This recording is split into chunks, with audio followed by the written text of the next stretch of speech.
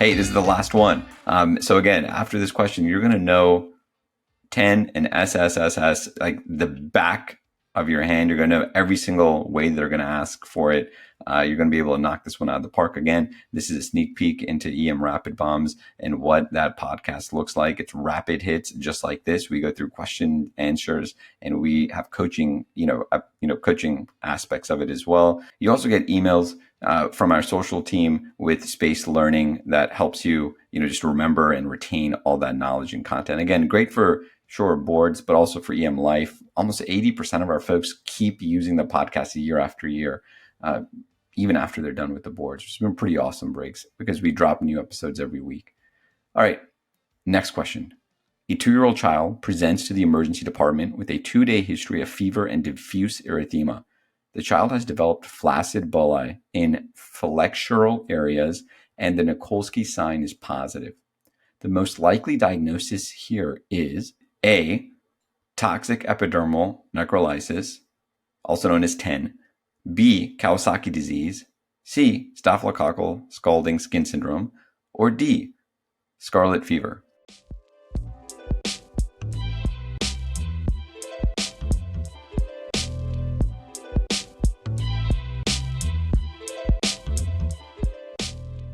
What's the correct answer, Briggs? Correct answer here is going to be, wow, gee, I wonder, staphylococcal scalded skin syndrome. We hope you had it by now. Hard. This is one of those come on, retain that knowledge, right? Exactly.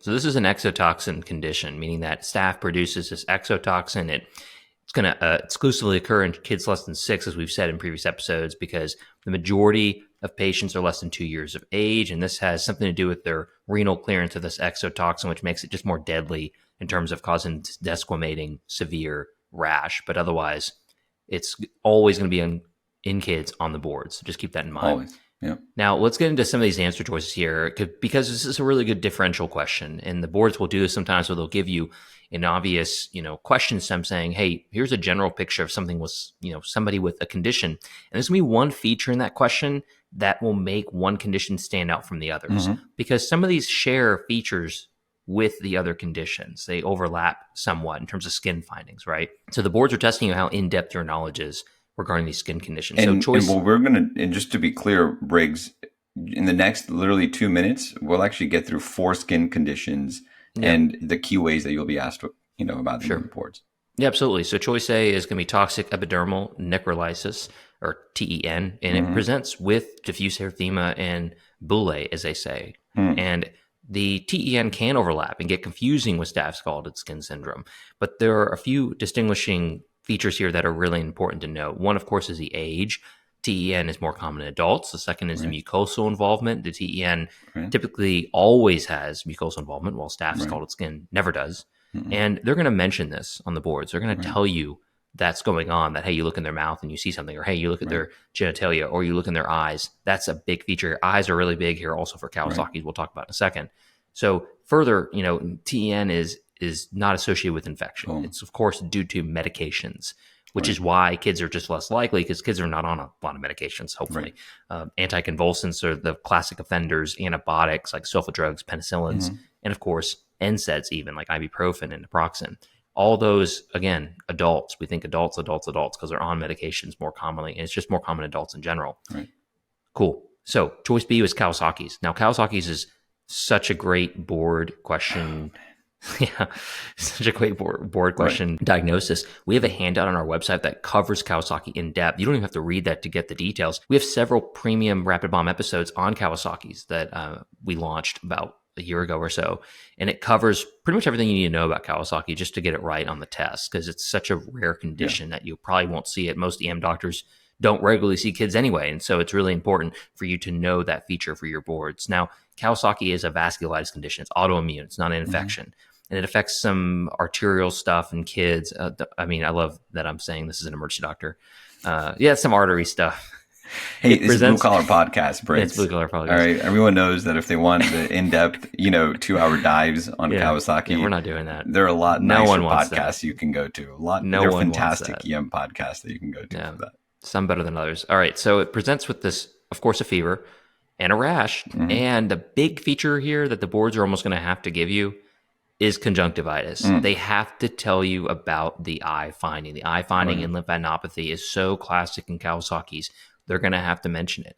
Again, children less than 5 in this case. Again, this is not an adult condition. This is not an older child condition. This is young children, toddler age, less than that typically, and it's going to be conjunctivitis, fever, and rash. And it involves those hands and feet, right? One of those classic rashes that does involve the palms and soles. Yeah, like if you're talking, go ahead. Yeah, if you're talking to an ID doc about this, and like the first question they're going to ask you is going to be like age. 2 is probably going to be conjunctivitis. Yes, exactly. This condition basically does not have flaccid bullae or a positive Nikolsky sign. So that's why it was wrong. And the question mentioned Nikolsky sign.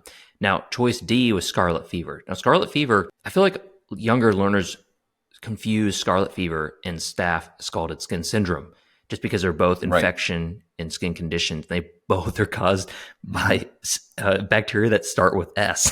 And they're both always like S name conditions. Yeah. So scarlet fever is strep. Staph scalded skin is, you guessed it, staph. So scarlet fever is going to be a group A streptococcus infection. Presents with fever, sore throat. Essentially, it's basically like strep pharyngitis that involves skin findings, essentially, to really simplify it. And it causes what they call a sandpaper rash. Basically, it's just a red erythematous rash. There's no flaccid bullae. They love the word sandpaper rash. They love it, yeah. There's no flaccid bullae. There's no Nikolsky sign. This is a pretty actually benign appearing condition that you treat just the same as strep pharyngitis. You give antibiotics and you treat it and take care of it. All right, Briggs, it sounds like it's time for that quick summary again. EM rapid bombs. It's quick hitting. Bring it in for a quick YouTube short. For sure. So staph scalded skin syndrome, it's caused by this toxin-producing Staphylococcus aureus. It presents with fever. It's going to be diffuse erythema. It's going to be a desquamating rash with flaccid bullae. And they're going to be mostly in the flexural areas of a child. Yeah, flexural. And it's going to be a positive Nikolsky sign, just like TEN and Stevens-Johnson. The presentation, however, is exclusively in kids, less than 6 years old, majority below age 2. There are some adults that can get this. You'll never be tested on that. It'll never be on the test question. And the key features that distinguish staph scalded skin from other conditions, especially TEN, is because it's in kids exclusively, not adults. There's no mucosal involvement ever, and it's not anything to do with the reaction to new medications. That's really it. Done. It's a quick short. I love it. Look at that. We went through 3 questions, talked about at least 5 different skin conditions, and especially the overlap that happens between some of them, mentioned the distinguishing factors, how they are treated, what not to give for some of them, and every machination that you would be asked on the boards for the ones that we mentioned. It's pretty sweet. I haven't even finished my coffee yet. That's how quick we were. That's how quick we were. I know. Hey, I haven't either. I'm still working on mine. It's great.